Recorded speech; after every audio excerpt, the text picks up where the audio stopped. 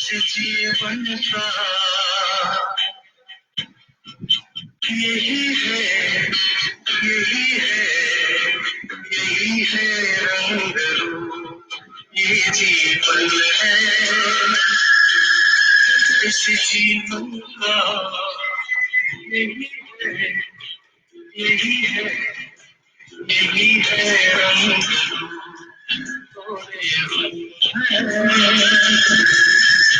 थोड़ी खुशियाँ, थोड़ी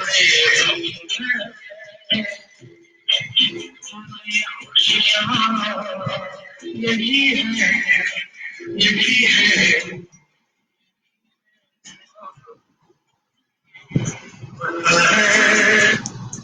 हेलो, गुड इवनिंग एवरीवन। तो आज मिलने का वक्त थोड़ा जुदा हुआ किसी खास वजह से, क्योंकि सुबह से आज हम अलग अलग वेबिनार्स में बिजी थे। आज शुरुआत करेंगे एक कहानी से। कहानियां मुझे बहुत पसंद हैं, मोटिवेशनल, इंस्पिरेशनल, जिससे लाइफ लेसन्स मिले हमें। और वक्त बे वक्त मैं ये कहानियां कहीं ना कहीं से चुराती रहती हूँ ताकि अपने सेशंस में हम लोग यूज कर सकें। एक बार एक राजा ने अपनी प्रजा के लिए एक अनाउंसमेंट करवाई कि राज्य में एक पेंटिंग कंपटीशन होगा और उस पेंटिंग कंपटीशन का थीम रखा गया पीस। साथ के साथ राजा ने यह भी घोषणा करवाई कि जो भी इस कंपटीशन को जीतेगा उसे राज्य का आधा हिस्सा और राजकुमारी से शादी करने का चांस मिलेगा। अब इनाम ऐसे थे कि कंडीशन रखी गई एज की भी। तो बहुत यंग जो पेंटर्स थे, आर्टिस्ट थे, कलाकार थे, उनके लिए ये एक अच्छी अपॉर्चुनिटी थी अपना हुनर दिखाने की, साथ के साथ रिवॉर्ड जीतने की। तो ये तय किया गया एक दिन इतने बजे जो हमारे राज्य का मेन चौक है, मुख्य द्वार, उसके साथ वाले चौक में सारी पेंटिंग्स, सारी तस्वीरें लगाई जाएंगी और जनता जनार्दन की उपस्थिति में जो रिजल्ट्स हैं वो अनाउंस किए जाएंगे। ऑब्वियसली सबकी पसंद भी देखी जाएगी। तो पीस थीम था, तो बहुत ही खूबसूरत चित्रकारों ने अपने जो चित्रण किया वो बहुत ही खूबसूरत किया। फैबुलस, अमेजिंग आइडियाज जो हैं वो कैनवस पे दिखाई दिए। किसी ने बहुत शीतल शांत झील बनाई, किसी ने सीरीन पहाड़ों की वादियों में सुंदर लहलहाते हुए लंबे वृक्ष दिखाए। तो मौजूदा दिन पे जब वो सारी पेंटिंग्स वहां लगी और सारी जनता वहां आई तो सब हक्के बक्के रह गए अपने ही राज्य का इतना हुनर देखकर, और अपने अपने कयास भी लगाने लगे कि ये इतनी शांत झील है तो इसे फर्स्ट प्राइज मिलेगा। किसी ने बोला कि नहीं, पहाड़ों की शांति है। सबसे ज्यादा जो कयास था या सबसे ज्यादा जो अंदाजा था वो था कि एक बिल्कुल शांत वीरान पहाड़ी की चोटी पर एक मुनि साधना कर रहे हैं। इससे ज्यादा पीसफुल क्या हो सकता है? हम और आप भी यही कहेंगे। और एक पेंटिंग, एक तस्वीर ऐसी थी जिसने सबका ध्यान तो खींचा, लेकिन नकारात्मक तरीके से। और सबको ये लग रहा था, सब यही सोच रहे थे कि इसकी तो जान गई। जब रिजल्ट अनाउंस हुआ तो सबके अंदाजे से उलट जिस पेंटिंग को सजा मिलनी चाहिए थी, क्योंकि वो थीम से मैच करती हुई नहीं लग रही थी। क्या था उस पेंटिंग में ये मैं बाद में बताऊंगी, लेकिन राजा ने उस पेंटिंग को फर्स्ट प्राइज के लिए चुना। और वो पेंटिंग थी एक तूफानी रात, तूफानी गहरी काली रात, बहुत ज्यादा तूफान, समुद्र का तूफान, नदी भी उछाल पर है और पेड़ भी बहुत ज्यादा परेशान हैं। लगातार मूसलाधार बारिश जिसमें दिखाई गई, हर तरफ अशांति ही अशांति, और सब लोगों ने सिर्फ वही देखा। लेकिन उस पूरे चित्र में एक पेड़ की एक डाल पर एक छोटी सी चिड़िया अपने घोंसले में अपने अंडों को परों के नीचे छुपाकर शांति से आंखें बंद किए बैठी थी। और यही था राजा की पसंद का कारण। ये थी असली शांति, रियल पीस। हम क्या समझते हैं कि पीस वो है कि जब सब कुछ सही चल रहा है, सब कुछ हमारे मन मुताबिक चल रहा है, सब तरफ शांति है, सब तरफ चैन है, सुख है, आनंद है, तब पीस की क्या जरूरत है? पीस की जरूरत तब है जब बाहर सब कुछ अशांत है, जब सब कुछ हमारे मन मुताबिक नहीं हो रहा है, जब हमारे दिलो दिमाग में तूफानी बवंडर मचा है। एक्चुअली तो पीस प्रिवेल तब होनी चाहिए, और यही उस चिड़िया ने की। पैनिक किए बिना, इधर उधर उड़ने के बिना, घबराए बिना, उस ईश्वर की माया पर विश्वास रखते हुए, अपने पंखों की शक्ति पर विश्वास रखते हुए, अपने बच्चों को, आने वाले बच्चों के अंडों को उसने अपने परों में सहेज कर आंखें मूंदी। यही बेस्ट था जो उस वक्त कर सकती थी। और जब राजा ने अपनी प्रजा को इसका कारण समझाया तो सबकी आंखें खुली रह गई। तो क्या आज भी हमें ऐसा नहीं लगता कि हमें अपनी जिंदगी में, खासकर आज इस मौके पर, इस तरह के ही पीस, इस तरह के आनंद की जरूरत है? इस तरह की पीस प्रिवेल करना आसान नहीं है, ये मैं अच्छे से समझ सकती हूँ। हम सब इस दौर से निकल रहे हैं, लेकिन हम सब ये भी जानते हैं कि आप सब, हम सब जिस भी मुकाम पर हैं जिंदगी में, जिंदगी हर कदम एक नई जंग रही है। सबके परिवार, सबके जिंदगी, सबके काम, सबके बिजनेस, सबके प्रोफेशनल करियर में कुछ ना कुछ उतार चढ़ाव आज तक आते ही रहे होंगे, और हमने उन्हें बहुत ही तल्लीनता से अपने इरादों पर कायम रहकर मेहनत करके आज तक उन सभी मुश्किलों को पार किया है, और आगे भी हम कर पाएंगे। जरूरत क्या है? अपने अंदर के इस मन की ताकत को समझने की। आपने रामायण देखी होगी, पढ़ी होगी, नहीं तो आजकल तो आ रही है। आप सब जानते हैं कि जब सीता मैया जी को रावण जी ले गए, लंका पर चढ़ाई करने का जब वक्त आया, तो नदी किनारे रामचंद्र जी ने वानर सेना के सामने, सबके सामने ये खुला प्रस्ताव रखा कि किसी को लंका जाना है सीता मैया से मिलने, वो अंगूठी की निशानी देने, तो कौन जाएगा?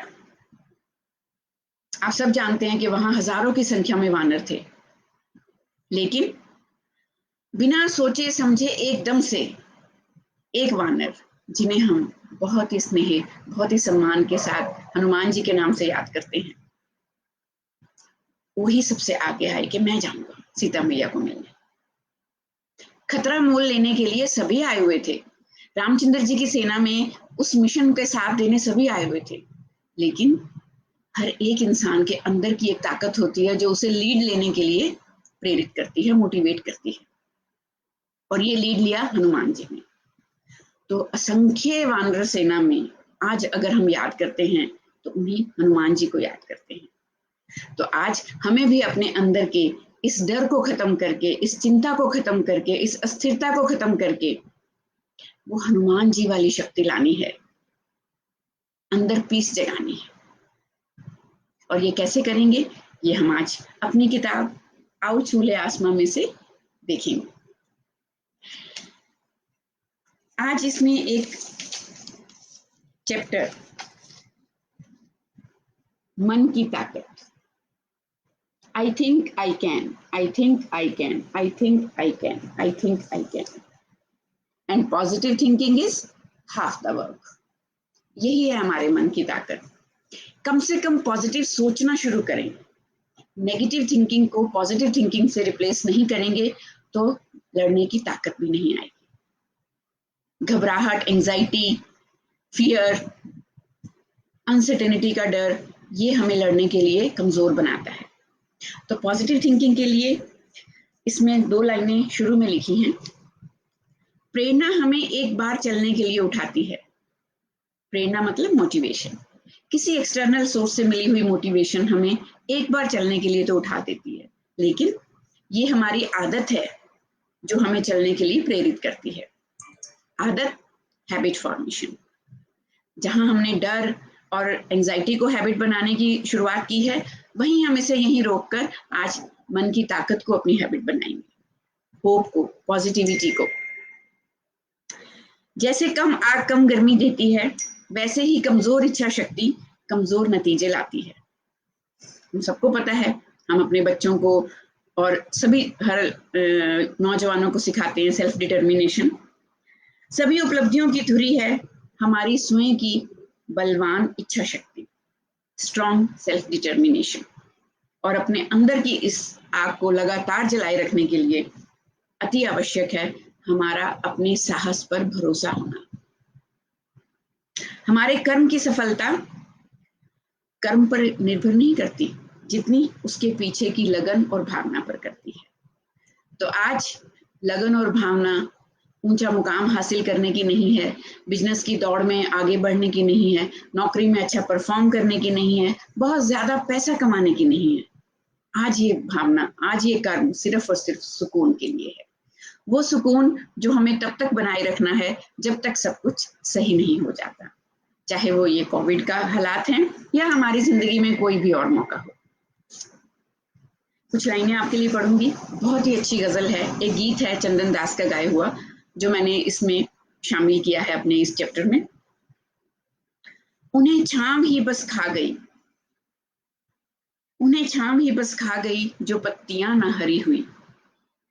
उन्हें धूप लगनी ही चाहिए, उन्हें धूप लगनी ही चाहिए जिन्हें बादलों की तलाश है। जहां दर्द है वहीं है खुशी, जहां दर्द है वहीं है खुशी, जहां सुबह है वहीं रात है। हम सब जानते हैं। चलें पहले कांटों की राह पर, चलें पहले कांटों की राह पर, अगर खुशबुओं की तलाश है। गुलाब लेंगे तो कांटा साथ मिलेगा ही मिलेगा। तो बस ये थोड़ा सा कांटों का सफर है आगे आने वाले गुलाबों की चाह में। लगे खुशियों को अगर नजर कहीं, लगे खुशियों को अगर नजर कहीं, तो गम भी हंस के उठाइए। सुनने में मुश्किल लगता है, आप कहेंगे कि लेक्चर देना बहुत आसान है, लेकिन आज यहाँ कोई प्रीचिंग नहीं हो रही है। बहुत प्रैक्टिकल सिचुएशन है, जो हमारे कंट्रोल में नहीं है, हम उसे देखकर रोएंगे नहीं, उसका उलाहना नहीं देंगे। बस खुशियों को नजर लगी है अगर, तो गम भी हंस के उठाएंगे। करे गर्दिशों से प्यार वो, करे गर्दिशों से प्यार वो, जिसे राहतों की तलाश है। और इसका मुखड़ा, कभी हादसों की डगर मिले, कभी मुश्किलों का सफर मिले। कभी हादसों का की डगर मिले, कभी मुश्किलों का सफर मिले। ये चिराग हैं उन राहों के, ये चिराग हैं उन राहों के, जिन पर हमें मंजिलों की तलाश है। तो इस मंजिल की ओर बढ़ते हुए हम अपना हौसला, साहस, उम्मीद, आस, पॉजिटिविटी सब बनाए रखेंगे। अपने लिए ही नहीं, दूसरों के लिए जरूर एक दूसरे का साथ देंगे। और मौत के डर से हम जीना नहीं छोड़ेंगे। जब मौत आनी है, जब कोई प्रॉब्लम आनी है, जब कोई बीमारी लगनी है तो लगनी है। हमारा मकसद इस वक्त डरना नहीं, प्रिकॉशंस लेना है। हमारा फर्ज इससे भागना नहीं, इससे घबराना नहीं, इसका मुकाबला करना है। क्योंकि एक दिन भी जी अटल विश्वास बनकर जी, एक दिन भी जी अटल विश्वास बनकर जी, और हर एक की जिंदगी में एक खुशी की आस बनकर जी। तो हम में से जो भी लोग इस वक्त घबरा रहे हैं, नेगेटिव माइंडसेट में हैं, तो आइए मिलके पॉजिटिविटी को हम आलिंगन में लेंगे, उसको खुद भी हायर करेंगे और दूसरों की जिंदगी में भी बांटेंगे। So thank you so much. आज का मैसेज सिर्फ इतना ही, लेकिन आपका इंतजार रहेगा संडे को 3 मई, टाइम आपको याद है, वही 12:45 बजे, एक बहुत ही अच्छे सेशन के साथ। चेंज, बदलाव। ये बदलाव जो आज हमारी जिंदगियों में आया है, ये इतना बड़ा नहीं है अभी। जितना बड़ा बदलाव ये सब खत्म होने के बाद, जब हमने रीस्टार्ट करना है, फिर से शुरुआत करनी है एक आम जिंदगी की। आम मतलब नॉर्मल जिंदगी की, क्योंकि हमारा जो नॉर्मल था वो नॉर्मल नहीं रहा, और जो आने वाला न्यू नॉर्मल है वो अभी सर्टेन नहीं है। हमें किसी को भी उसके बारे में कोई आइडिया नहीं है। तो क्या उस बदलाव के लिए हम तैयार हैं? नहीं है, बिल्कुल भी नहीं है, लेकिन हो सकते हैं। और उसके लिए हम पावरफुल साइकोलॉजिकल स्ट्रेटेजीज डिस्कस करेंगे आपके साथ संडे को 1:15 बजे। तो मेरी आप सबसे गुजारिश है, हमारे साथ रहिएगा। Thank you so much. Love and peace to everyone.